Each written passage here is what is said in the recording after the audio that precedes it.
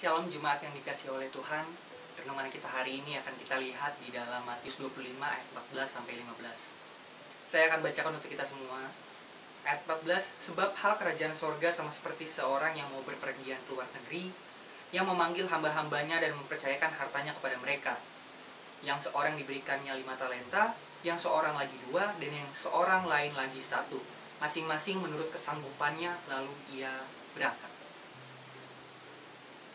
Di dalam Matius 25 ayat 14 sampai 30 ini kita tahu ada perumpamaan tentang talenta. Ada hamba yang diberikan 5 talenta, 2 talenta, dan 1 talenta. Lalu tuannya pergi. Untuk hamba yang diberikan 5 dan 2 talenta, dia mengembangkannya sehingga menjadi 10 dan 4. Sementara hamba yang diberikan 1 talenta tidak mengembangkannya sama sekali. Lalu tuannya kembali dan meminta pertanggungjawaban atas hamba-hambanya ini.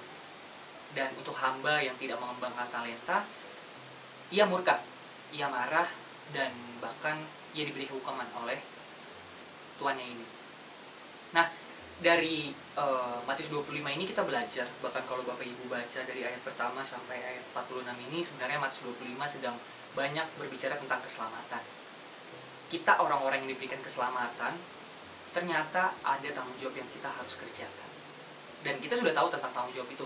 Semenjak kecil kita belajar tentang tanggung jawab di sekolah, tanggung jawab di keluarga, tanggung jawab di pekerjaan, tanggung jawab di pelayanan kita, dan masih banyak tanggung jawab yang kita kerjakan di dalam hidup kita ini.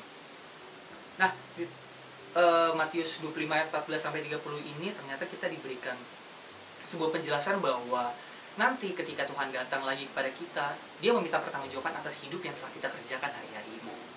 Dan mau tidak mau, hari-hari ini kita harus terus bertanggung jawab atas hidup kita. Bukan hanya tentang bagaimana kita bertanggung jawab di dalam pekerjaan, di dalam keluarga, dan banyak hal. Nah, ngomongin bukan hanya tentang bertanggung jawab atas hidup ini, coba kita perhatikan di dalam Kejadian 1. Allah memberikan mandat untuk berkuasa atas seluruh bumi. Dan manusia diberikan tanggung jawab untuk mengelola bumi ini. Yang artinya apa? Manusia bukan hanya hidup untuk dirinya sendiri. Bahkan kalau kita perhatikan, ada memberikan nama-nama kepada hewan-hewan. Sehingga kita tahu bahwa ada berbagi sesuatu, yaitu berbagi nama kepada makhluk hidup lainnya.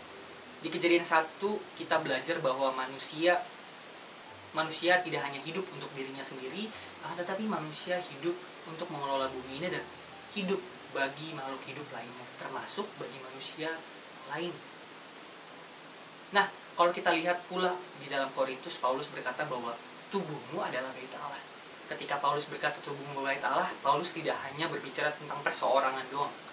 Dia tidak hanya berbicara kepada satu orang doang, tapi Korintus ditulis untuk sebuah jemaat di dalam Korintus, sehingga ngomongin tubuh Allah, ngomongin bait Allah yang adalah tubuhmu, ia berbicara kepada banyak orang. Yang artinya tubuh dan bait Allah bukan hanya perseorangan, tetapi komunitas dan jemaat,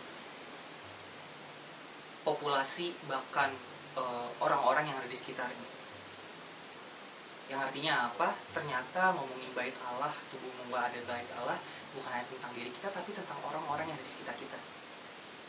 Harus bertanggung jawab terhadap bait Allah, tubuh kita, yaitu orang-orang yang ada di sekitar kita. Berbicara balik lagi ke Matius 25 ayat 14-30, ketika kita menerima keselamatan, ada tanggung jawab hidup yang harus kita kerjakan. Bukan hanya tentang tanggung jawab dalam pekerjaan, keluarga, dan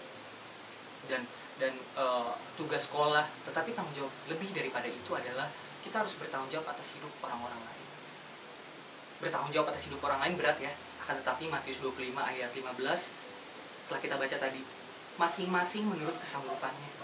Ketika bertanggung jawab atas komunitas kita dan orang-orang di sekitar kita, bukan berarti kita harus memberikan segala sesuatu kepada orang lain, bukan.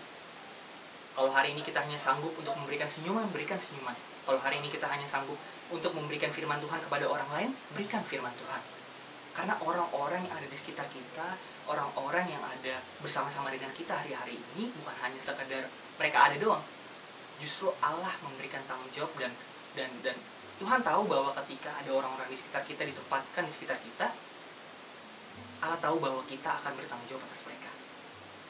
Dan ketika Tuhan nanti datang kepada kita untuk kedua kali, Dia akan berkata dan bertanya bagaimana kita bertanggung jawab atas hidup ini.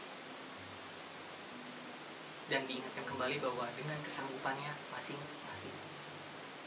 Kalau hari ini kita belum bisa bantu orang lain lewat keuangan dan materi, it's okay. Mungkin kita bisa bantu lewat motivasi dan menyemangati mereka dalam mengerjakan hidup. Karena semakin hari, semakin tuanya dunia, manusia diajarkan untuk hidup bagi dirinya sendiri. Kita bisa lihat di tahun 2020 bagaimana orang-orang berjuang untuk dirinya sendiri untuk hidup. Bukan berarti itu salah, benar. Kita bertanggung jawab untuk memperjuangkan hidup ini. Tapi lebih daripada itu, kita juga punya tanggung jawab untuk hidup orang-orang di sekitar kita. Mari sama-sama kita bantu orang-orang di sekitar kita dan bertanggung jawab atas hidup mereka, bukan hanya tentang materi, jasmani, tapi tentang rohani. Kita perlu mengingatkan mereka bagaimana mereka harus hidup di dalam Kristus dan menjalankan perjuangan mereka untuk menjadi murid. Sekian untuk renungan hari ini. Semoga kita terus berjuang untuk bertanggung jawab atas orang-orang di sekitar kita. Tuhan Yesus memberkati. Shalom.